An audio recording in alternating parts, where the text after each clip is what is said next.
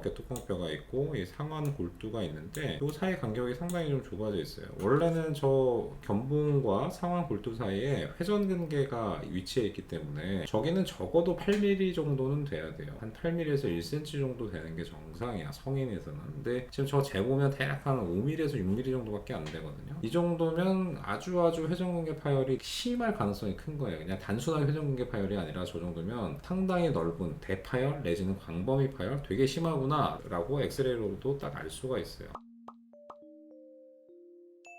안녕하세요 여러분, 수술 읽어주는 남자 수익남 닥터콩깍지 주재원장입니다. 오늘은 회전근개 파열로 돌아왔어요. 회전근개 파열 중에 대부분은 사실 회전근개 파열 있을 때 내시경으로 봉합하면 되게 괜찮거든요. 예전에 뭐 회전근개 파열을 내시경으로 흔하지 않게 했을 때, 예전이죠, 뭐 제가 초창기에 우리나라 관절 내시경 이제 처음 접해본 사람 중에 하나죠. 뭐 제가 직접 했다기보다 제가 레지던트 1년차 때 분당 서울대병원의 오주환 교수님이 처음 서울대에서 내시경을 시작을 하셨는데, 이제 그때 이제 제가 주치여가지고 이제 같이 이제 그때 시작을 했었는데, 그래서 어깨 내시경 경험이 한 뭐 20년 이상 이제 있는데, 그때는 이제 회전근개 파열에 대한 개념이 많이 없었고 또 내시경에 대한 봉합술이 많이 경험이 없어가지고 그때 되게 좀 빨리빨리 치료를 못했던 경우가 많은데, 요새는 그렇지 않죠. 요새는 뭐 어깨 관절 내시경이 거의 그래도 좀 정형외과 의사의 필수적인 그런 기술로 돼 있고 많은 병원들이 시행을 하기 때문에 대부분은 이제 심하지 않은 경우에서 이제 수술을 해서 완전하게 회복하는 경우가 많은데, 어떤 경우에는 그래도 아직까지도 치료의 시기를 놓쳐서 본인의 통증에 둔감하신 분이든 내지는 뭐 수술을 해야 되는데 시간이 없어서 기회를 놓쳤든 어쨌든지 간에 적당한 시기에 수술을 하지 못하시는 분들이 있어요. 그렇게 되면 이제 회전근개 봉합하기는 어렵거든요. 회전근개 시간이 지나가면 힘줄 자체도 점점점 짧아질 뿐더러 힘줄이 안으로 이렇게 딸려 들어가요. 이쪽에 힘줄이 있고 이쪽에 근육이 있는데, 근육은 내가 힘을 주지 않더라도 안으로 잡아당기는 힘을 받기 때문에 여기서 힘줄이 끊어지면 조금씩 이렇게 좀 안으로 좀 말려 들어가거든요. 많이 말려 들어가면 그걸 끄집어내서 봉합하기가 쉽지는 않아요. 적당한 경우에 절반 정도, 뭐 그 정도면 그냥 딱 끄집어 당기면 쉽게 잡아 당겨서 원래 위치로 봉합을 할 수가 있는데, 너무 많이 딸려가면 이제 그걸 잡아 뺄 수가 없는 거죠. 그러니까 봉합이 불가능해져. 그러면 이제 나이가 많으신 분들 같은 경우에는, 예전에 제가 이제 몇 번 아마 그 역행성 인공관절이라는 거에 대해서 얘기를 해봤었는데, 어깨에는 관절염이 물론 이제 있을 때도 하지만 관절염이 없을 때도 나이가 많으신 분들에서는 역행성 인공관절이라는 회전근개 파열이 심해서 못 봉할 때 하는 그런 좋은 방법이 있어요. 문제는 이 역행성 인공관절이 수명이 있어. 수명이 영구적으로 쓸 수 있으면 젊은 사람에서도 하면 좋은데 그게 안 된단 말이에요. 한 10년밖에 못 써. 특히나 이제 나이가 젊어서 일할 게 많아. 그러면 인공관절 수명이 그거보다 더 짧아질 수도 있는 거죠. 이런 분들에서는 그러면 회전근개 봉합도 안 돼, 그 다음에 역행성 인공관절도 안 돼, 다른 방법이 없는가? 다른 방법이 있어요. 힘줄 이전술이라는 방법이 있죠. 힘줄 이전술이라는 건 뭐냐면, 원래 회전근개가 아니고 다른 역할을 하던 힘줄인데 그 힘줄을 떼서 회전근개 부착점에 붙여서 회전근개처럼 일을 하도록 만드는 거예요. 어깨 회전근개가 4개가 있거든요. 앞에 하나, 위에 하나, 뒤에 2개, 4개가 있는데, 앞에 게 만약에 봉합이 안 돼, 견갑하근이라는 앞에 근육이 봉합이 안 된다, 그럼 어떻게 하냐? 이 가슴에 대흉근이 있어요. 대흉근을 일부 떼서 이제 이쪽으로 옮겨줄 수 있는 뭐 대흉근 이전술을 할 수 있고, 그 다음에 이제 이 위에 극상근하고 특히 이제 극하근, 이 2가지, 위쪽에 뒤쪽 힘줄이 안 좋을 때는 뒤에 있는 광배근, 요 광배근 여기 있죠? 요거를 이렇게 떼서 위로 올릴 수도 있고요. 내지는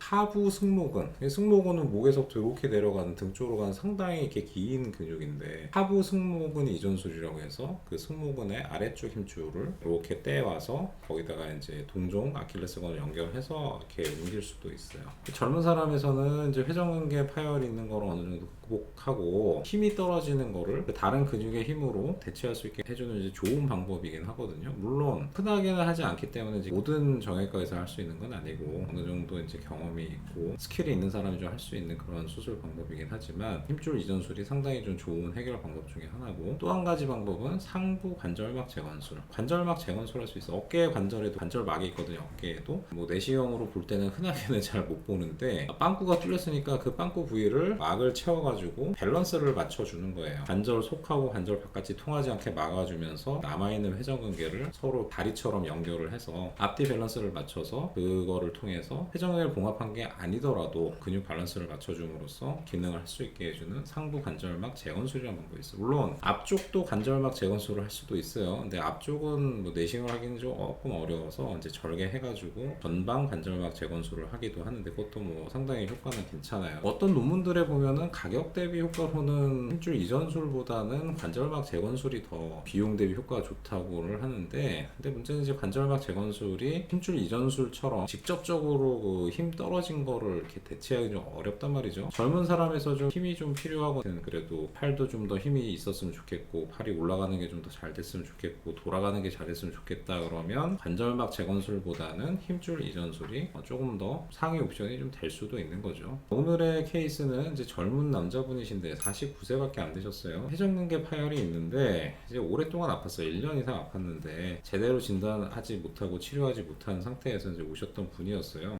엑스레이에서 보면은 이 위쪽에 이제 견봉이라는 어깨 뚜껑뼈가 있고 이 상완 골두가 있는데 이 사이 간격이 상당히 좀 좁아져 있어요. 원래는 저 견봉과 상완 골두 사이에 회전근개가 위치해 있기 때문에 저기는 적어도 8mm 정도는 돼야 돼요. 한 8mm에서 1cm 정도 되는 게 정상이야, 성인에서는. 근데 지금 저 재보면 대략 한 5mm에서 6mm 정도밖에 안 되거든요. 이 정도면 아주 회전근개 파열이 심할 가능성이 큰 거예요. 그냥 단순한 회전근개 파열이 아니라 저 정도면 상당히 넓은 대파열 내지는 광범위 파열 되게 심하구나 라고 엑스레이로도 딱 알 수가 있어요. 저기가 이제 회전근개가 없기 때문에 그 공간이 비면서 상완골두가 위로 올라가는 거죠. 그러면서 이제 이 간격이 좁아지는 건데 저 정도로 좁아지면 회전근개 파열이 상당히 심하구나 그렇게 짐작할 수가 있고, 여기서 보면은 견봉에도 조금 이렇게 좀 아래로 뼈가 좀 자라 있는 걸 좀 볼 수가 있어요. 물론 이제 대결절에도 좀 뼈가 좀 자라서 이곳 자체도 회전근개 파열을 의심할 수 있는 그런 소견이죠. 아직 관절염은 없는 것 같아요. MRI 찍어봤더니 아까 엑스레이에선 조금이라도 간격이 있는 것 같았는데 지금은 요 견봉과 상완골이 그냥 딱 붙어 있어요. 원래 이만큼 두께로 회전근개가 있어야 되는데 그게 없어.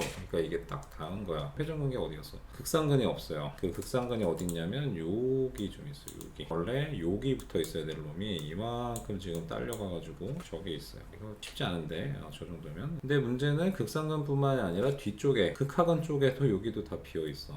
이거 쉽지 않다. 보면은 견갑하건은 그래도 어느 정도 있고요. 뒤에 극하건이 있어야 될 때가 여기도 없어요. 지금 보이지가 않아요. MRI에서 보면은 이제 근육 상태를 보면 우리가 심하다 안 심하다 좀 알 수가 있는데 앞쪽에 이제 견갑하건의 근육은 그대로 까맣게 다 잘 유지를 하거든요. 근데 이 보면은 극상근은 요만큼, 나머지 요 하얗게 보이는 거는 지방 변성. 근육이 계속 움직여야 일을 해야 이제 이 근육 볼륨이 유지가 되는데 유지를 잘 못하면 이렇게 지방이 변성이 돼요. 마블링이죠, 마블링. 마블링 다 좋은 거 아니에요. 마블링 더 기름이 별로 좋지 않습니다. 어쨌든 간에 이렇게 극상근도 지금 절반 이하로 줄어 있고 극하근도 이쪽에 보시면 다 지방 변성이 심하게 와 있어요. 그러니까 극상근과 극하근 요렇게가 힘줄이 상당히 파열이 좀 심한 광범위 파열이구나. 그렇게 좀 알 수가 있는 거죠. 이 상태에서는 회전근개 봉합은 불가능이라고 이제 판단할 수가 있고, 저 정도 딸려갔으면 사실 잡아 끌어 당기기 쉽지 않고요. 특히나 극상근은 그래도 힘줄이 좀 두께가 있고 넓이가 있어서 어떻게 좀 조금이라도 당겨 볼 수 있을지는 몰라도 극하근은 힘줄이 되게 얇고 짧고 약해요. 저 정도 딸려간 거는 극하근은 거의 뭐 불가능해. 저거 당겨 오기는 다 찢어져요. 딸려 오지도 않겠지만은 나이가 아직 48세고 아직은 이제 젊고, 특히나 지금 뒤로 당기는 거, 앞으로 올리는 거, 위쪽과 뒤쪽 근육에 힘이 떨어지는 그런 것들이 명확했기 때문에 여기는 힘줄 이전술을 하기로 했어요. 사실 요때 할 수 있는 게 두 가지거든요. 하나는 하부 승모근 이전술을 할 수 있고 또 하나는 광배근 이전술을 할 수도 있는데, 광배근 이전술도 좋은 방법이긴 하지만 상당히 많이 째야 돼요. 광배근 이전술은 내시경으로 하기는 쉽지 않아요. 여기서부터 째가지고 뒤로 왕창 째서 이제 올려야 되는데, 하부 승모근 이전술은 그거는 내시경으로 어느 정도 할 수가 있거든요. 물론 이제 광배근 이전술 좀 길게 짤 수도 있지만 내시경으로도 일부 아스로스콥 어시스트로 가능하기 때문에 훨씬 절개도 적고요. 그 다음에 광배근은 어떻게 보면 이제 상완골을 아래쪽에 있는 거잖아요. 광배근을 이제 뒤쪽으로 옮겨서 하면은 상완골 움직이는 거가 서로 반대예요. 원래 자기 근육하고. 근데 하부 승모근 같은 경우에는 외회전하는 근육이거든요. 그러니까 그거를 갖다 붙여주면 외회전을 하면서 위로 올릴 수 있는, 원래 극하근하고 극상근이 할 수 있는 있는 그런 힘의 방향과 상당히 비슷한 방향이어서 어떻게 보면은 내 몸에 이전하는 그 힘의 방향과 원래의 근육의 방향이 거의 비슷하기 때문에 어떻게 보면 광배근보다 조금 더 피지올로직하죠. 내 몸에 원래 부합하는 거죠. 그래서 째는 것도 적게 째고 그다음에 원래 그 힘의 방향과도 비슷한 하부 승모근 이전술을 하기로 이제 하는 거죠. 하부 승모근은 어디에 있느냐? 요쪽 견갑골 보면 이렇게 있거든요. 하부 승모근은 이제 이쪽에 붙어요. 이쪽에 이 위쪽으로 요만큼 절개를 하고 이제 찾아서 이 어깨 쪽으로 이전을 해야 되기 때문에 상당히 넓게 소독포를 좀 아래까지 척추뼈 있는 거의 그쪽까지 이제 넓게 보일 수 있게 준비해 놓은 걸 좀 볼 수가 있고요.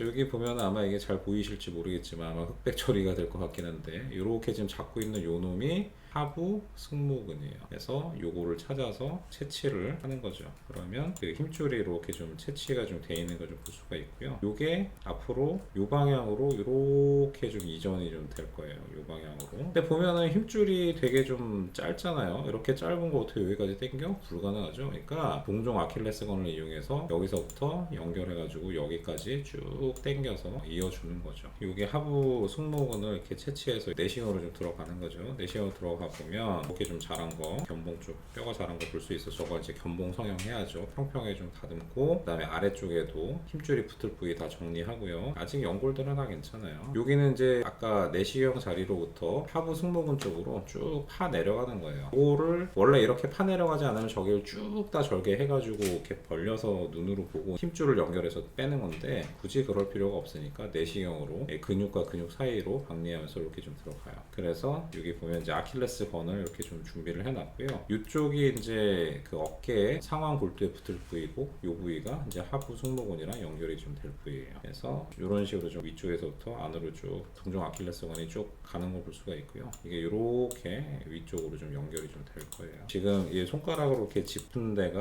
아까 그 아킬레스건의 제일 끝털이 그쪽이 지금 안에 좀 들어가 있는 상태고 거기서 이 보면 실에 이렇게 묶여 있는 아킬레스건이 쭉 딸려와서 이렇게 좀 잘 돼 있는 걸 좀 볼 수가 있고요. 여기가 이제 상완 골두 쪽에 있는 붙는 부착 부위고 이쪽이 아까 그 파노인데 이쪽 끝터리로 가면 이제 하부 승모근 힘줄이 있겠죠. 상완 골두 쪽에다가 수초 앵커로 해서 봉합 나사무소로 해서 힘줄을 고정을 하고 잘 고정이 됐고 나머지 좀 당겨서 장력을 적당히 줘가지고 지금 하부 승모근하고 적당한 장력을 준 상태에서 봉합하려고 이렇게 좀 당겨 보는 거예요. 저게 어느 정도 좀 장력이 적당해야 하부 승모근이 힘을 줘야 이게 팔이 이렇게 올라가겠죠. 적당한 장력을 주고 봉합을 하는 거죠. 수술하고 찍은 엑스레이 보면은 뭐 그냥 비슷해 보이고요. 엑스레이 자체는 크게 뭐 변화는 없고 MRI 사진 보면 이쪽에 보면은 여기가 이제 하부 승모근이고 요게 동종 아킬레스건이에요. 여기가 승모근과 아킬레스건을 봉합한 부위가 이렇게 좀 보이고요. 요걸 쭉 따라서 올라가면 위로 이렇게 올라가서 보면 위쪽에 이렇게 좀 잘 봉합이 된 걸 좀 볼 수가 있어요. 여기서부터 다시 또 거꾸로 가면 이렇게 해서